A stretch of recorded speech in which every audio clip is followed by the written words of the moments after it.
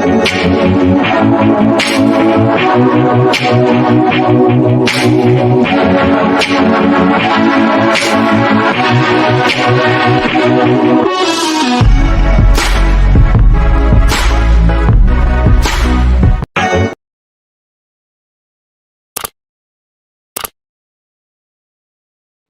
தெரியாத உறவுகள் அனைவருக்கும் இனிதான வணக்கம். நேற்றைய பொழுதை போல் இன்றைய பொழுது இனிதான பொழுதாக அமைய வல்ல இறைவனை பிரார்த்தித்துக் கொண்டு இன்றைய என் சமையலறைக்கு செல்வோம். அதாவது இன்று நான் என்ன சமைக்க போகின்றேன் வாங்க பார்ப்போம்.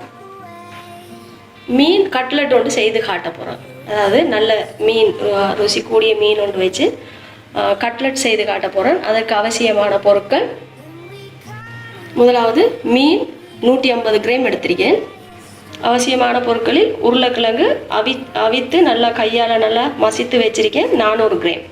பான் தூள் தேவையான அளவு, முட்டை 2, வெள்ளை பூண்டு சிறிதாக நறுக்கி வச்சிருக்கேன் 3, கோதுமை மா 1 கரண்டி, பெரிய வெங்காயம் 1, பச்சை மிளகாய் 4, கறிவேப்பிலை சிறிதாக கட் பண்ணி வச்சிருக்கேன், மஞ்சள் தூள் தேவைக்கேற்ப, உப்பு தேவைக்கேற்ப, மிளகுத்தூள் தேவைக்கேற்ப, வினாக்கிரி 1 கரண்டி, ஏலக்காய், கருவேப்பட்டை, ரம்ப, தேசிக்காய் 1 துண்டு.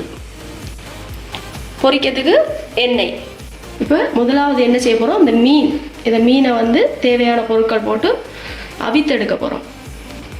ரம்ப சிறிதளவு போட்டுருவோம், மஞ்சள் தூள் சிறிதளவு, உப்பு சிறிதளவு, மிளகுத்தூள் சிறிதளவு, இந்த எலும்பிச்சை பழம் ஒரு சின்ன துண்டு கொண்டு இதுக்கு இதாக்கிடுவோம். இப்போ இதை நல்லா மிக்ஸ் பண்ணிடுவோம். இதை நல்லா மிக்ஸ் பண்ணி சொட்டு தண்ணி விடுவோம். கணக்கு தேவையில்லை, மீன் அவிகிற அளவுக்கு. இந்த மீன் அவிஞ்ச பிறகு கையில் எடுத்து மறுக சூடு ஆறின பிறகு சின்ன சின்ன துண்டுகளாக பூ மாதிரி சொட்டாக்கி எடுக்கணும். நாங்கள் இதை அடுப்பு ஆன் செய்து அவிய விடுவோம்.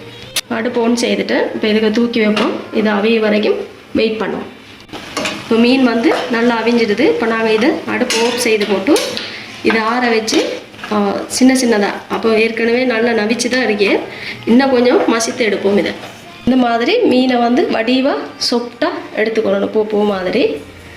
அடுத்து அடுப்பு ஒன்று செய்துட்டேன். இப்போ இந்த ஏனத்தை வச்சுருவோம். வச்சு சூடான பிறகு என்னென்ன செய்யணும் மட்டும் காட்டுற வெயிட் பண்ணுங்க. நாங்கள் எண்ணெயை ஊற்றுவோம். பாத்திரம் சூடாகிட்டு இந்த அளவுக்கு விடுவோம். ஏலக்காய், பட்டை இது ரெண்டையும் போட்டுருவோம்.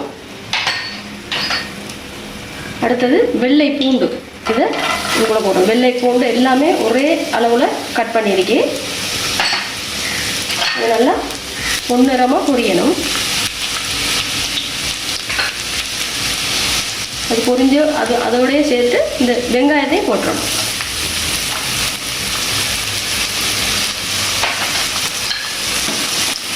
நல்லா கிளறி அது நல்லா சொட்டாகி வரணும். அதாவது பொன்னிறமானது இல்லை, வதங்கி வரணும். சரியான ஒரு லைட்டான ஒரு மஞ்சள் நிறமாக போல இருக்கும்.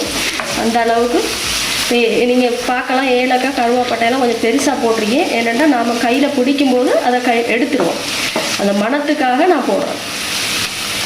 அடுத்தது பச்சை மிளகாய். அடுத்தது இந்த கருவேப்பிலை பாருங்கள், குட்டியாக கட் பண்ணிடுங்க பவுடர் மாதிரி. அது உடனே அந்த டைம்லேயே கட் பண்ணி போடணும். நான் கட் பண்ணி வச்சுட்டேன், மறந்து போயிட்டு கட் பண்ணிட்டேன். இல்லைன்னா இங்கே நாம் தாளிக்கிற டைமில் அதை கட் பண்ணி போட்டால் நல்ல மனம் ஆகிட்டு.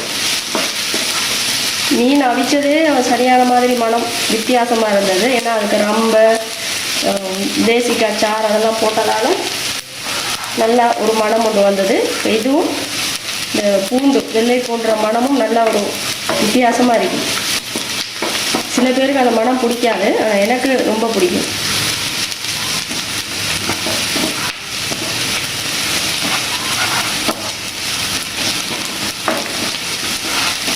நல்லா இதாகி வரட்டும். பொன்னிறம்னு சொல்கிறேன், வதங்கணும். நல்லா வித்தியாசமான ஒரு மஞ்சள் நிறம் போல் வரணும். இந்த மீன் எடுத்து வச்ச மீனை இதுக்கு போட்டுருவோம். மீன் வந்து பெரிய பெரிய துண்டாக இருந்தால் உங்களுக்கு கைக்கு ஒழுங்காக சரியாக பிடிப்படாது. லைட்டாக உப்பு போடுவோம், கணக்கை போட தேவை. ஏன்னா மீன் அவிக்கிறதுக்கு போட்டேன், உருளைக்கிழங்குக்கு போட்டேன், ஆகையால் அது கூடுதலாக போடக்கூடாது. லைட்டாக மஞ்சள் தூளும் போடுவோம். அடுத்தது இந்த மிளகுத்தூள். மிளகுத்தூள் வந்து கடையில் வேங்கிற பெக்கெட்டும் போடுங்க, வீட்டரிக்க தனி மிளகு இருக்கலாம், அதையும் லைட்டாக 2-3 இடித்து போடுங்க. இந்த டைமில் நாங்கள் அடுப்பு ஓப் செய்யணும். இந்த கிழங்கை போட்டு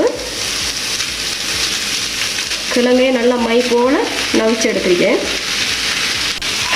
அடுப்பு ஃபுல்லாக குறைச்சிருக்கு. இதை லைட்டாக மிக்ஸ் பண்ணின பிறகு நாம் அதை ஓப் செய்திடணும். அடுப்பை வந்து ஓப் செய்து போட்டு தான் மிக்ஸ் பண்ணணும். ஓப் செய்துட்டு ஸோ இதோடய நாம் மிக்ஸ் பண்ணுவோம். உங்களுக்கு எப்படி உரைப்பு காரம் தேவையோ அந்த அளவுக்கு நீங்கள் உரைப்பு போடலாம். அதாவது உங்களுக்கு தேவைன்னா மிளகாய் கட்டர் தூள், அதாவது துண்டு மிளகாய் போடலாம், அல்லது தனி மிளகாய் போடலாம். நான் அன்றைக்கு மிளகு போட்டு செய்திருக்கேன். பாருங்கள் எப்படி வருது. நல்லா சொட்டாக இந்த கிரண்டியால் நல்லா புஷ் பண்ணி இதாக்கி விடுங்க, நவிச்சு விடுங்க. நல்லா லைட்டாக இதை அப்படியே செய்து கொண்டிருக்கும் போது எல்லாம் மீனோடு நல்லா மிக்ஸ் பண்ணணும். மிக்ஸ் ஆனதும் லைட்டாக வினாக்கிரி அல்லது எலும்பிச்சம்பழ சார் சொட்டு 1/2 டீஸ்பூன் சேர்த்துக்கொள்ளுங்க. விருப்பமாட்ட சேருங்க, விருப்பம் இல்லைன்னா தேவையில்லை. நீங்கள் மீன் அவிக்கும் போது பழப்புளி சேர்த்தாலும் நல்லா இருக்கும். கொஞ்சம் அதிகமாக சேர்த்தா மீன் ருசி வந்து புளிப்பு தன்மையாக இருக்கும். நாங்கள் மீன் அவிச்ச உடனே நாங்கள் எடுத்து சாப்பிட்டு பார்த்தோம், நல்ல ருசியாக இருந்தது. இப்போ நாங்கள் லைட்டாக இதை சேர்க்கணும்.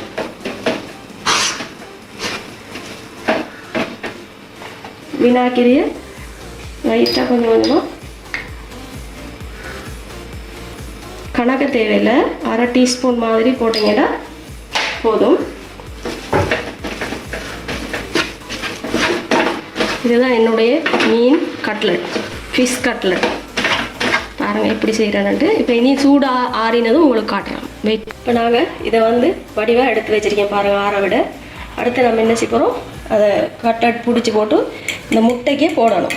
முட்டையை முதல் ஒன்றும் போடணும், உப்பு தூள் எதுவுமே போட தேவையில்லை. முட்டையை நல்லா கொஞ்சம் கொஞ்சமாக அடித்து இந்த கோதுமை மா ஒரு கிரண்டி எடுத்து வச்சு அதையும் மிக்ஸ் பண்ணி அடிக்கணும்.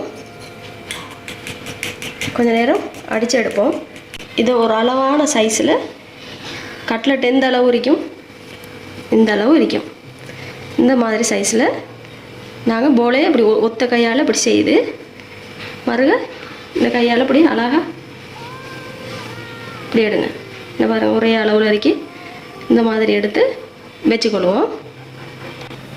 இந்த அளவில் வைக்கணும், ஒரே அளவில் அரைக்கணும். இப்போ பாருங்கள் இந்த அளவில் அரைக்கி நாம் இப்போ என்ன செய்ய போகிறோம், இதை எடுத்து இந்த முட்டைக்கு போட்டுருவோம். கை போட தேவையில்லை, கை போடாமல் இந்த மாதிரி போட்டு இப்படியே எடுத்து இந்த கை படாமல் இப்படி எடுத்து இதுக்குள்ளே போட்டுரும். போட்டு இதை இப்படி உருட்டி எடுப்போம்.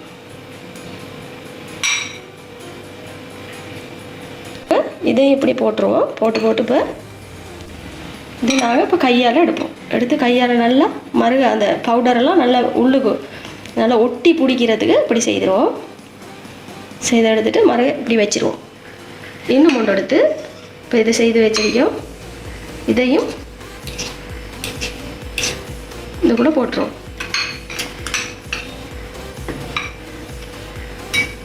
இந்த மாதிரி ஒன்றொன்றையும் செய்து நீங்கள் வேணுமென்னா 2 தடவை செய்து எடுத்தீங்கன்னா நல்லா ஃபிட்டாக இருக்கும், உடையாமல் ஃபிட்டாக இருக்கும். இதையும் எடுத்து இப்படி நல்லா நல்லா புஷ் பண்ணிக்கணும். ஓவராக புஷ் பண்ணாங்க நவிஞ்சிரும். இப்படி எடுத்து இந்த டஸ்ட்டெல்லாம் போகிறதுக்கு இப்படி எடுத்து வச்சுருவோம். மறு இன்னொன்று எடுத்து இதுக்கு போட்டு கொஞ்சம் இதுவும் பொறுமையாக செய்யக்கூடிய ஒரு வேலை தான். மறு இதை எடுத்துருவோம். இப்படி எடுத்து கீழுக்கு கொட்டாமல் வடிவாக கைப்படாமல் இப்படி எடுத்து செய்யும்போது நல்லா நீட்டாக வரும். வேலை வந்து குறைவாக இருக்கும். இப்படி எடுத்து இதாக்கிடுங்க. மறு இது இப்படி நல்லா கையால் சொன்ன மாதிரி இப்படி செய்யுங்க. அடுத்தது இன்னும் ஒன்று எல்லாம் செய்து வச்சு போட்டு நம்ம பொரிக்கிறதுக்கு எடுத்தால் நமக்கு லேசியாக இலகுவாக இருக்கும்.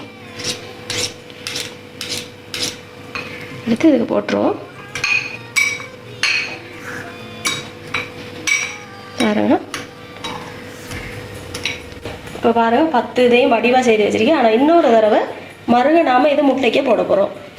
முட்டைக்கை போட்டு ஏன் அப்படி செய்கிறேன்னா கொஞ்சம் இறுக்கமாக இப்போ யாருக்கு சரி நீங்கள் கொஞ்சம் தூர பயணம் கொண்டு போகும்போது யாருக்காவது கொடுக்குறோன்னு நினைக்கும் போது இப்படி 2 தடவை இப்படி போட்டு சுற்றி நீங்கள் செய்தீங்கன்னா உங்களுக்கு வந்து உடையாது, கொஞ்சம் ஃபிட்டாக இருக்கும், கனமாக இருக்கும். மேலுக்கு அந்த பொரிச்ச பிறகு வார துண்டு வந்து கனமாக இருக்கும். இது இப்படி மறுகையும் இப்படி போட்டு கொடுங்க. இப்போ பாருங்கள் எவ்வளோ கனமாக இருக்கேன்ட்டு. இப்போ இனி சரியாக வந்துட்டு இனி எல்லாத்தையும் அதே மாதிரி செய்து எடுப்போம்.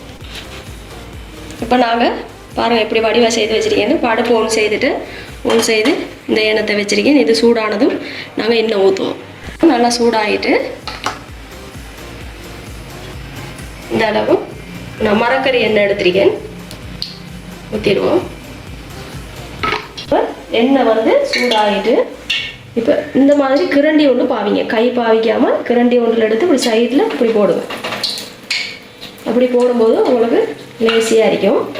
அடுத்து இன்னும் ஒன்று இதுக்கு கிரண்டிக்கே வச்சு வடிவாக இப்படி போட்டுருவோம். இப்படி போட்டு எண்ணெய் நல்லா கொதித்ததும் நாங்கள் அதை அடுப்பை வந்து ஃபுல்லாக குறைச்சிடணும். கை போடாமல் கையில் படாமல் இப்படி கிரண்டியில் வச்சு போடுறது உங்களுக்கு பாதுகாப்பாக இருக்கும், கையில் படாது. அடுத்தது இன்னும் முண்டையும் இப்படி வச்சு நாங்கள் போடுவோம்.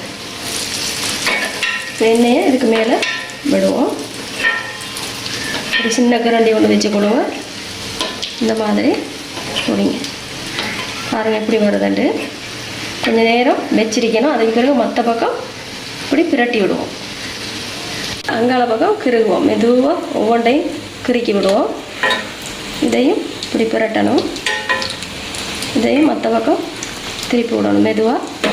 இது கொஞ்சம் கனமாக இருக்கி, ஏன்னா 2 தடவை நான் முட்டைக்கையும் அந்த பான் பவுடரைக்கையும் போட்டு இதாக்கினதால் சூப்பராக வரும், உடையாது. பயப்படாமல் நீங்கள் செய்யலாம். ஒரு தடவை செய்தீங்கன்னா தான் அகப்பப்படும்போது சில டைமில் 2ஆக விரிஞ்சு வந்துடும். இது வந்து அப்படி இல்லை, 2 தடவை நான் அப்படி ஒட்டி பிடிச்சிருக்கிட்டு அதனால் சூப்பராக வரும். இந்த மாதிரி அடுப்பை கூட்டினீங்கன்னா இது வந்து பற்றி போய்த்துடும், கருப்பாக போயிடும். அப்போ குறைச்சி வச்சும் பாருங்கள் எப்படி நிறமாக வந்திருக்கேன். இந்த மாதிரி சூப்பரான ஃபிஷ் கட்லெட் செய்திருக்கேன் பாருங்கள். நான் இதுக்கு எடுத்த மீன் வந்து கிழவல்லா மீன் எடுத்தேன். அதாவது தலப்பத் மாதிரி துண்டு மீன் தான் இது. கிழவல்லா மீன் எடுத்திருக்கேன். மீன் நல்லா ருசி கூடிய மீன் தான். பாருங்கள், இது பொரிஞ்சிட்டு நாம் உண்டா இந்த டிஷ்ஷுக்கு எடுத்து வைப்போம். இப்போ தயாராகிட்டு ஃபிஷ் கட்லெட் எப்படி இருக்கேன்னு பாருங்கள். இதுக்கு நீங்கள் தொட்டுக்கு சோஸ் எடுக்கண்டா எடுக்கலாம். இது வந்து ரமலான் ஸ்பெஷலாக தான் ஒவ்வொன்றா நான் தேடி செய்கிறேன். பாருங்கள், நான் செய்கிற மெத்தடில் உங்களுக்கு ஃபிஷ் கட்லெட் செய்து காட்டியிருக்கேன். இந்த மாதிரி நீங்களும் செய்ய ட்ரை பண்ணுங்கள். இனி இதை மாதிரி இன்னும் ஒரு சமையல் நாளைய தினம் வேறு ஒரு நல்ல சமையலில் உங்களை வந்து சந்திக்கும் வரை விடைபெற்று கொள்ளும் நான் நஸ்லா நியாஸ். அஸ்ஸலாமு அலைக்கும்.